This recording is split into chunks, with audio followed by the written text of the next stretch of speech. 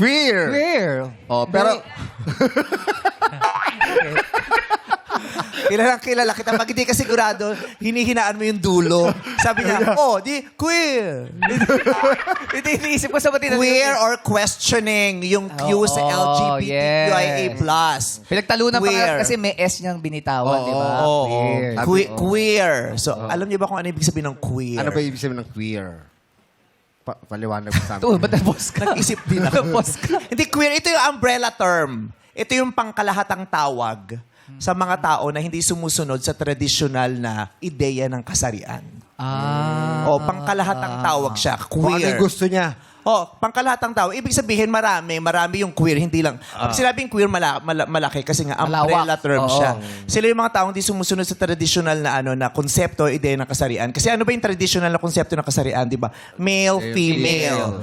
Di ba? So yung mga tao na hindi nila ida-identify na basta sila male, na sila ay female. straight, o kaya ikaw, di ba? Straight male. Yes. Straight male ka. Si Nicole, female, di ba? Yung hindi nila ina-identify yung sarili nila sa tradisyonal na konsepto ng dalawang kasarian na yon, tinatawag silang queer.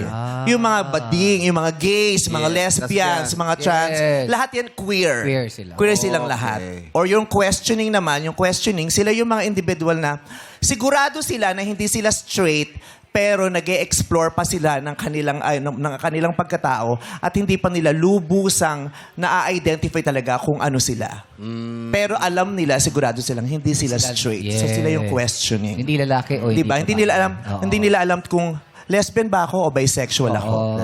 Kinikilala pa nila yung sarili nila. Hanggat hindi nila Dine-develop. tuluyang nasasabi kung ano talaga sila at sure sila, questioning ang tawag. Yun ang queer. Queer or questioning. Kaya pag hindi ka sure kung gay ba to, bisexual ba to, ano, just call them queer. At dati, nung sinuunang panahon, yung queer ginagamit yan sa pagtutuligsa o panglilibak ng, ano siya, offensive siya yung queer. Noong mga bandang 60s, 70s, ginagamit yun para mang-okra yung salitang queer. Ay, she's queer, he's queer, okra yun. Pero clean-name yun ng community na, ay hindi, gagamitin na namin yung term na yan to define us, pero hindi na, para hindi nyo na magamit against us. Yes. So, Yun ang ginawa itawag na sa namin siyang amin. label. Yun ang itawag niyo sa amin. Parang Yes, ganon. queer. Ganon. Queer. O bukas may exam tayo. Okay, sige. Yes. Bukas Sige, sige, intindihan sige. nyo yan, di ba? So ngayon, eto naman.